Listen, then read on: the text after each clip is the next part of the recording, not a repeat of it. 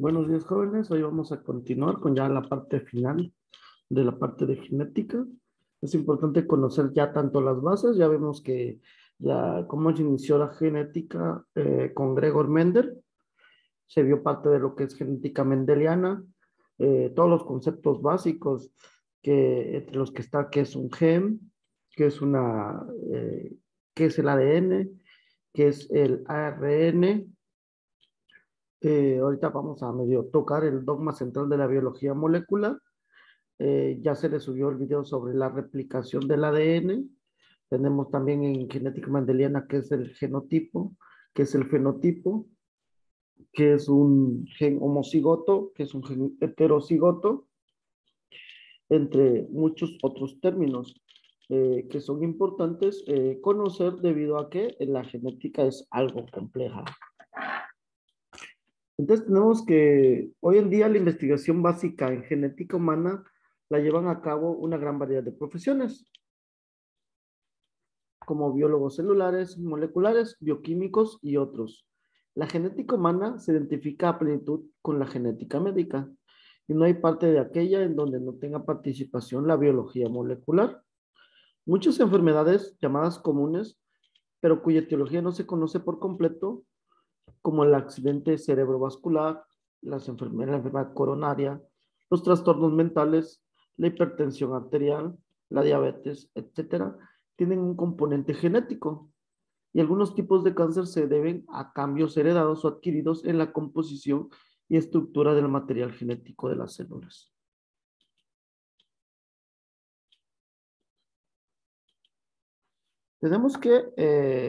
Recordemos que el núcleo celular es muy importante. ¿Por qué?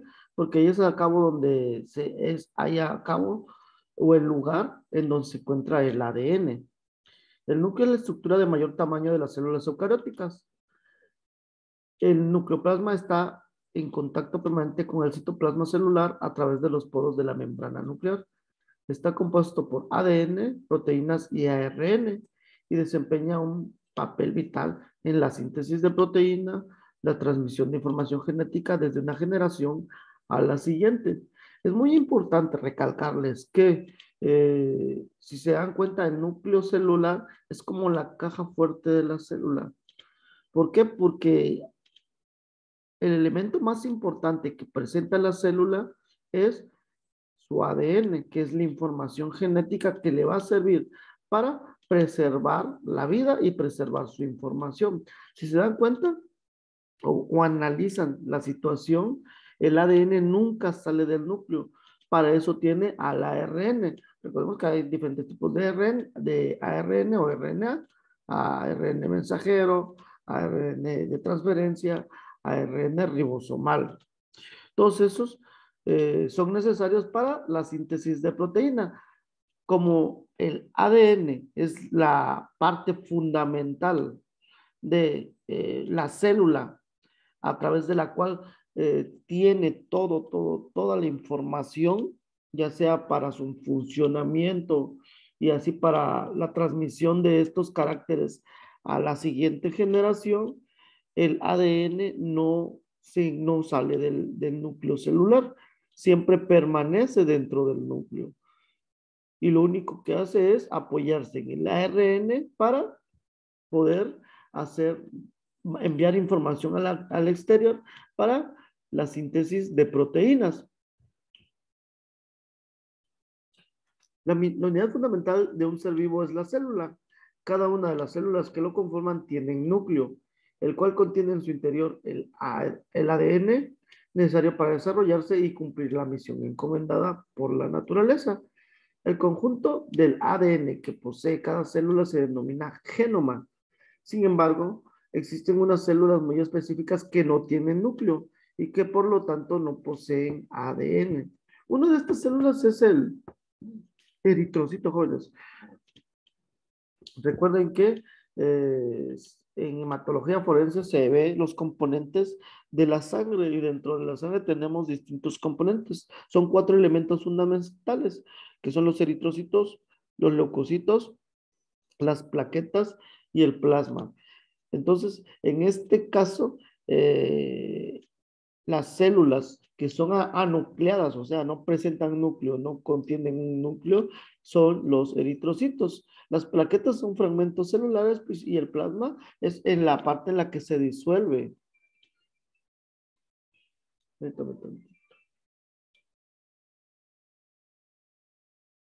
Entonces tenemos que eh, el conjunto de ADN que posee cada célula se denomina genoma, sin embargo existen unas células muy específicas que no contienen núcleo. Entonces, como se los iba diciendo, las células anucleadas, en este caso que no presentan núcleo, son los eritrocitos. Entonces, de la parte de la sangre que se extrae en realidad el ADN son de los leucocitos, de las células del sistema inmunológico. Aunque si vemos la comparación de la sangre, la cantidad de leucocitos en comparación con la de eritrocitos es muy grande, hay una gran diferencia. En realidad, el ADN que se extrae de los leucocitos, ya que son las células que poseen núcleo. Recordemos que el ADN se encuentra en el núcleo celular.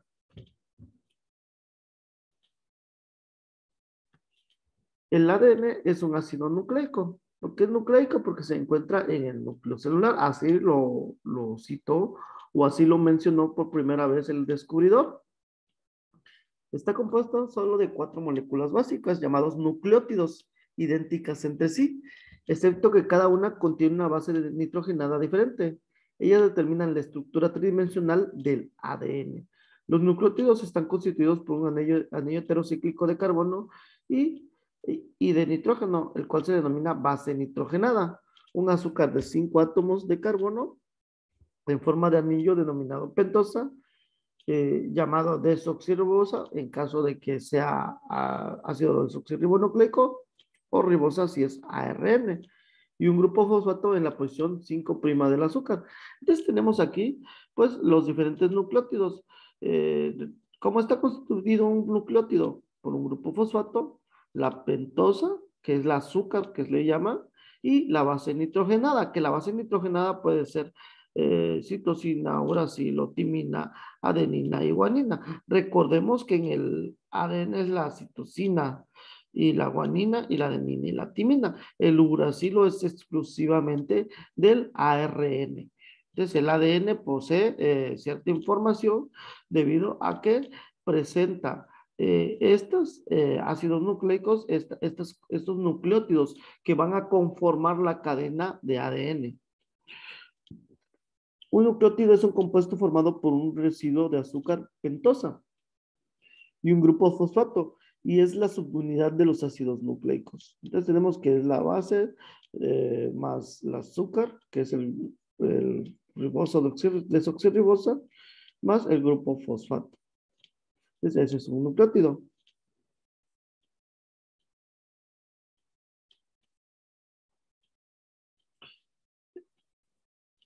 Si pueden observar esta imagen, cuando se une básicamente eh, un nucleótido con otro en la cadena de ADN, siempre se une en el carbono 5 y en el carbono 3. Por eso dice que el sentido que tiene el ADN es en el 3', 5', porque en estos carbonos de la conformación de la estructura o base que tienen los nucleótidos, se especifica que es el carbono 3 y el carbono 5. Por eso dice que va en sentido 3', 5'. Estas bases nitrogenadas son de dos tipos distintos: purinas con un anillo de 5 y 6 lados fusionados y pirimidinas con un anillo de 6 lados. Las 4 bases son adenina, guanina, citosina y timina. Normalmente se les refiere por su abreviatura de la base en ausencia del grupo fosfato. La base nitrogenada y la desoxirribosa forman un nucleócido. Y aquí tenemos la estructura del ADN. Recordemos que tiene un esqueleto en forma de enrollado en forma de caracol, de escalera de caracol, que se podría decir. Y tenemos aquí las conformaciones, ¿no? Que le decía yo, el grupo fosfato, el azúcar y la base nitrogenada. La base nitrogenada, la citosina, siempre se va a emparejar con la guanina y la timina con la adenina. Entonces, siempre va a ser ese emparejamiento. ¿Por qué? Porque en base a eso es como se puede sacar una copia del ADN. Si se dan cuenta, la citosina y la guanina tienen aquí unas estructuras, esos son puentes de hidrógeno. Estos puentes de hidrógeno son susceptibles a ciertos cambios de temperatura, lo que provoca que estos puentes, en dado caso, se rompan. Cada una de las cadenas se encuentra unidas por enlaces de hidrógeno que están presentes en cada base de una cadena asociada a la base de la otra. Cada par de bases que resulta de la unión de los enlaces de hidrógeno consiste en una purina y una pirimina. Se emparejan de acuerdo a la regla siguiente. Guanina se empareja con citosina y adenina lo hace con timina. Los pares adenina-timina se unen por medio de dos enlaces de hidrógeno, mientras los pares guanina-citosina lo hacen por tres enlaces de hidrógeno. Y aquí tenemos la estructura: citosina, guanina, timina, adenina. Así siempre van a ir emparejados. Y como les digo, como estaba en la estructura anterior, aquí se van los puentes de hidrógeno, se observan cómo van emparejados. Recordemos que un nucleótido está conformado por fósforo, el azúcar, ya pues, en este caso es desoxirribosa, y la base nitrogenada. Las bases nitrogenadas van a estar unidas por enlaces de puentes de hidrógeno. Propiedades del ADN. El material genético se duplica con exactitud, ya que las cadenas están unidas por enlaces de hidrógeno, los cuales son capaces de separarse sin necesidad de romper los enlaces covalentes. La especificidad de las bases permite que cada una de las cadenas sirva como molde para la síntesis de una cadena complementaria por medio de enzimas denominadas polimerasas. Siempre se obtendrá una copia exacta de la otra cadena. Esto le permite que la información genética pueda perpetuarse. Y de ahí tenemos que la adenina, timina, citosina y guanina están compaginadas en la parte central y nada más lo único que hace es romperse sus puentes de hidrógeno para sacar una copia. Recordemos que ya vimos la replicación del ADN en el video anterior y ahí se puede observar cómo es que ciertas polimerasas o ciertas enzimas actúan sobre el ADN para sacar una copia de ella misma. La desnaturación es un proceso reversible. Si un fragmento de ADN se calienta, se separan sus dos cadenas, pero si se disminuye la temperatura, las cadenas encontrarán a su complementaria y se unirán mediante el proceso llamado renaturalización. Entonces tenemos que una de las partes fundamentales o características del ADN es que al aumentar la temperatura hasta ciertos grados, estas cadenas, esos puentes de hidrógeno que se encontraban en la parte central que vimos en las diapositivas anteriores, se rompen, se separan debido a la temperatura. Sin embargo, toda la demás estructura se conserva debido a que este tiene, puentes más estables. Entonces, los puentes de hidrógeno se rompen, sin embargo, la demás estructura se conserva, con lo cual se puede renatural. Ese proceso se llama desnaturalización del ADN.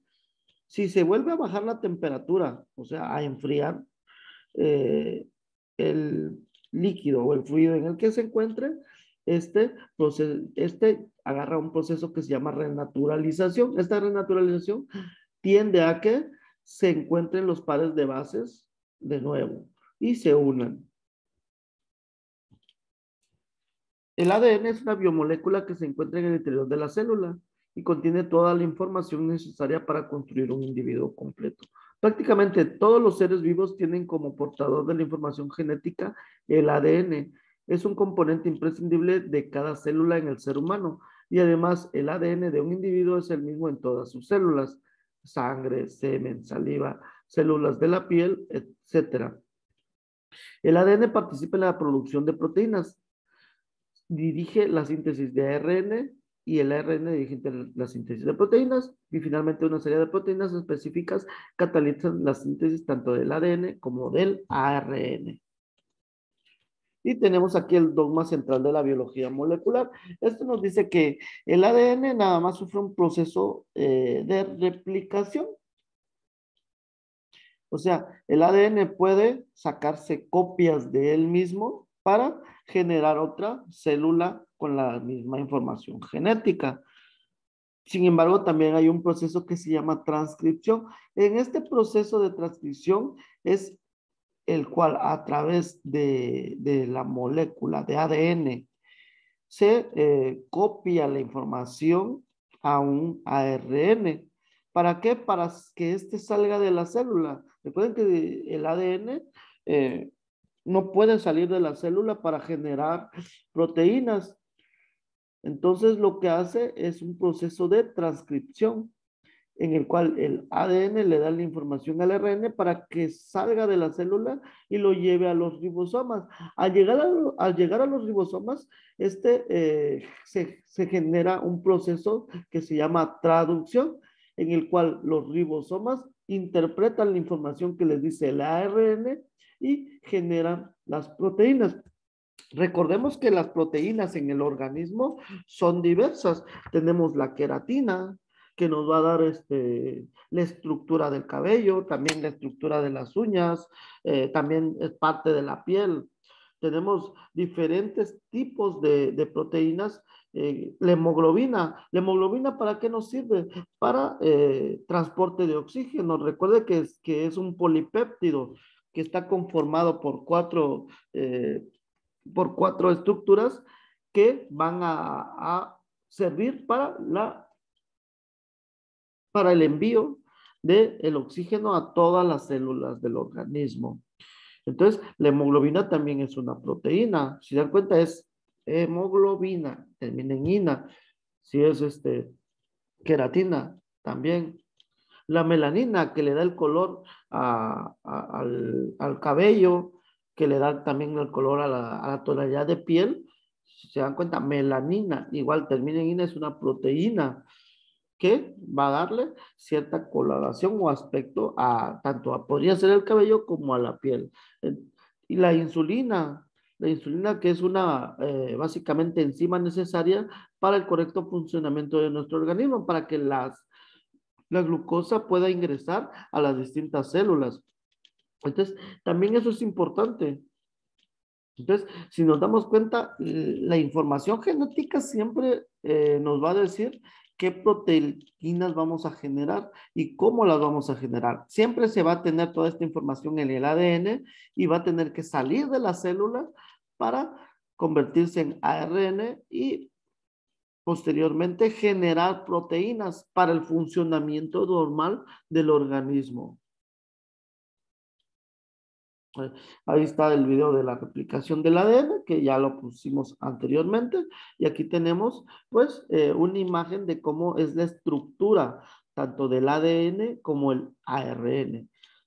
La transcripción es el proceso durante el cual la información genética contenida en el ADN se transforma a ARN de una sola cadena, el cual puede salir del núcleo de la célula manteniendo así resguardado el ADN. A este se le llama ARN mensajero.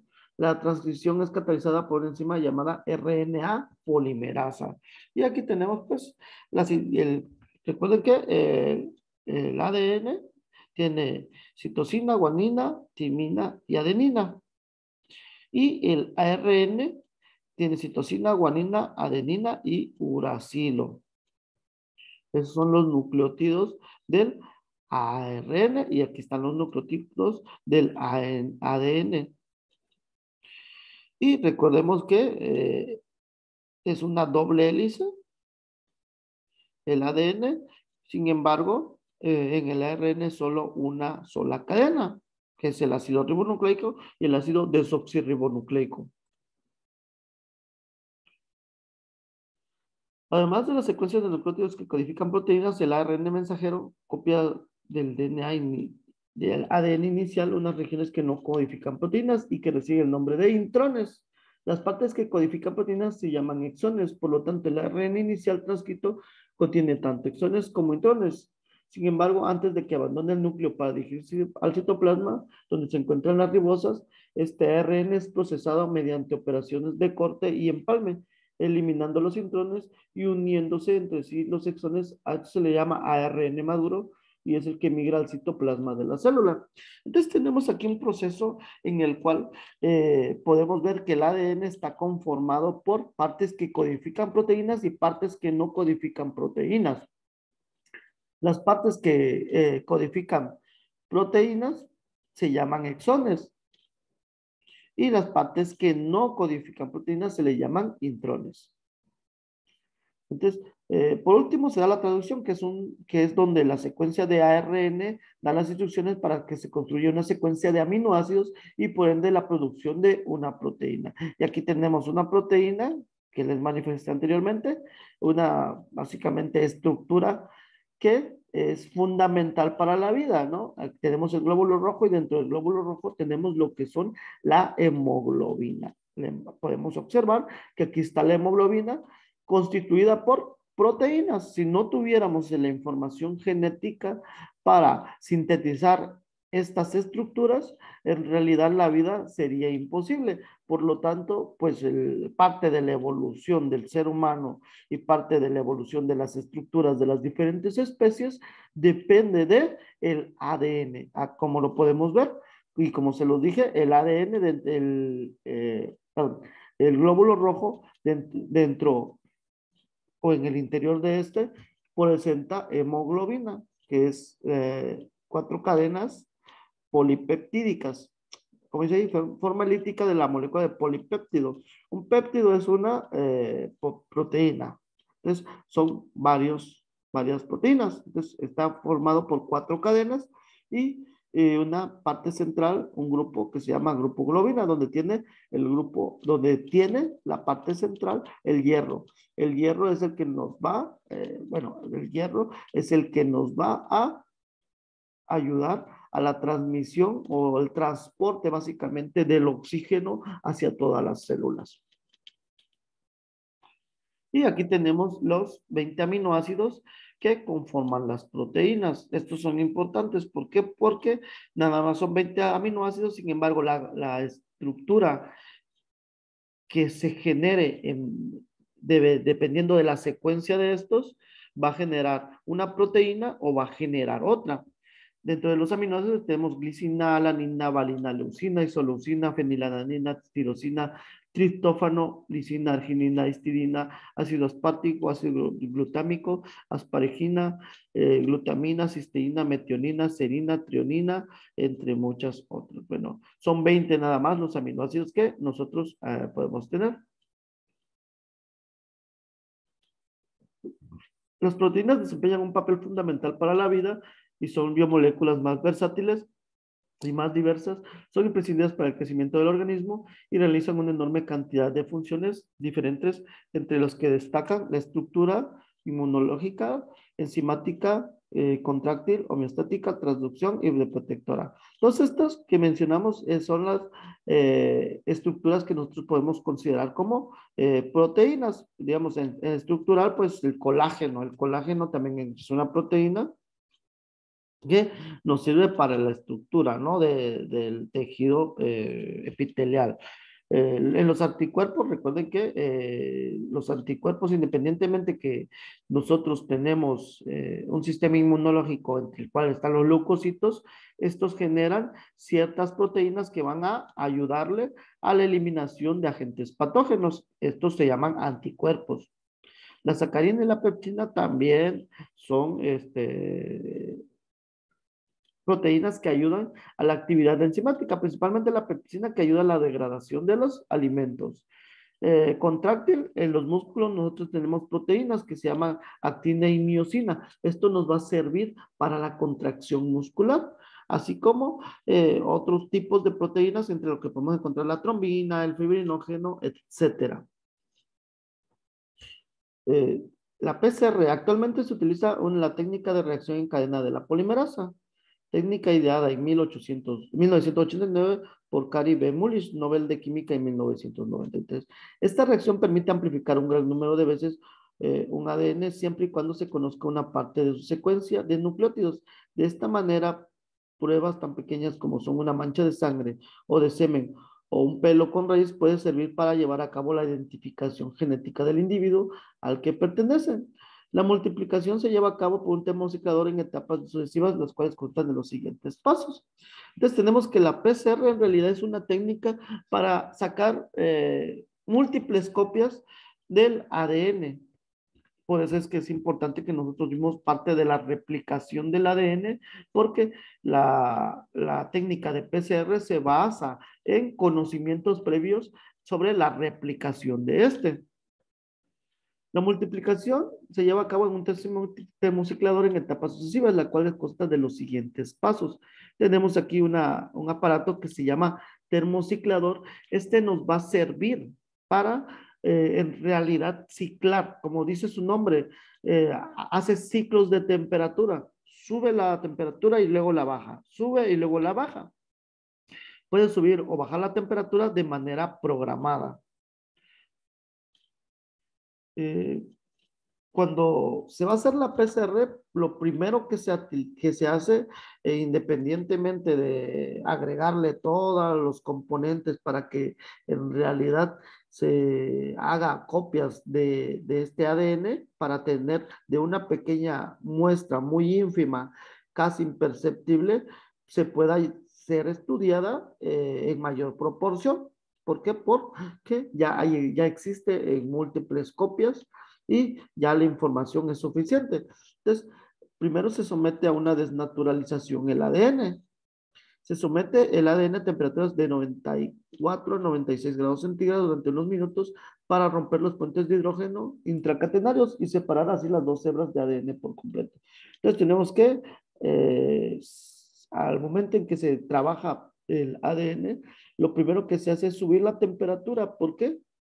Porque esto va a generar que se rompan los puentes de hidrógeno. Recuerden que ya les había manifestado que la unión entre los diferentes nucleótidos se debe, en la parte central se debe a puentes de hidrógeno que son susceptibles a los cambios de temperatura. En este caso, a una temperatura elevada a 94 grados centígrados durante un tiempo de 30 a 60 segundos, provoca la ruptura de estos puentes. Posteriormente hay una hibridación o alineación.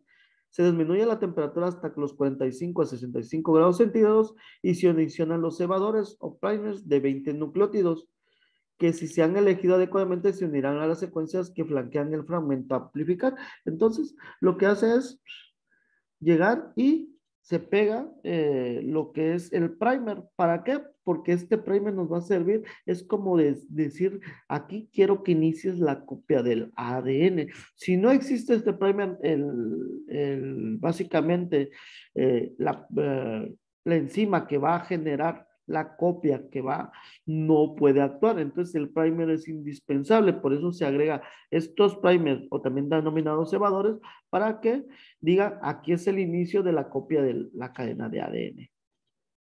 Y el tercer paso, a una temperatura de aproximadamente 72 grados centígrados, la enzima TAC polimerasa aísla a partir de bacterias termófilas termoacuáticos, cataliza de manera muy efectiva la reacción de unión de nucleótidos en los extremos 3' del cebador, utilizando como mono la hebra de ADN. La reacción debe llevarse a cabo con un de fosfato de cloro, tris y cloruro de magnesio, ya que los iones magnesio actúan como cofactores a la polimerasa. Entonces, estos se ayudan a la polimerasa, pero en realidad lo que nos importa es la extensión, que si se dan cuenta, a partir de donde está el primer o cebador, llega la TAC polimerasa y se pega al ADN y le empieza a sintetizar su otra cadena de ADN, su cadena complementaria. Recordemos que lo va a existir para ambas cadenas, ¿no? Y posteriormente la electroforesis. Aquí tenemos que esta es una reacción que se lleva a cabo en múltiples ocasiones, como lo decía, es un ciclo, lleva varios ciclos sacando copias tras copias tras copias. Electroforesis, una vez fuera del termociclador para distinguir entre varias moléculas, primeramente se lleva a cabo una separación para extraer los diferentes tamaños de los fragmentos de amplificación. La separación es comúnmente realizada por un proceso conocido como electroforesis sobre un soporte en gel o dentro de un capilar. Entonces aquí tenemos que se coloca el ADN en estas estructuras y lo que va a hacer en realidad este aparato, que es el aparato de electroforesis, va a separar el ADN por pares de bases. Recuerden que sacó varias copias, entonces el grupo fosfato del ADN tiene carga negativa. Entonces siempre se va a poner donde está el electrodo negativo, en el extremo del electrodo negativo el ADN, y se va a poner un electrodo positivo. ¿Por qué? Porque recuerden que el positivo con el negativo se atraen. Entonces, los grupos fosfato van a empezar a migrar desde el electrodo negativo hacia el electrodo positivo. Básicamente va a migrar la molécula de ADN durante ese proceso. Y dependiendo de los fragmentos de pares de bases que tenga ese ADN, se va a separar, va a haber una separación de los diferentes componentes o fragmentos que se aislaron de ADN y se va a formar básicamente como una gráfica. Les voy a subir un video sobre la reacción de cadena de la polimerasa y por eso es importante. En realidad lo que hace la PCR es sacar múltiples copias para tener la cantidad suficiente para llevarlo al aparato de electroforesis, en el cual va a haber la separación del ADN por pares de bases y va a ser susceptible a que si se tiene una muestra problema y una muestra problema, en este caso, tener el perfil genético y hacer la comparación con el perfil genético de un individuo que posiblemente sea un imputado. Entonces, básicamente en eso se basa la PCR en todos los estudios anteriores. ¿Se dan cuenta? Pues incluye tanto de genética individual como lo que es la replicación del ADN. Esto sería todo. Muchas gracias.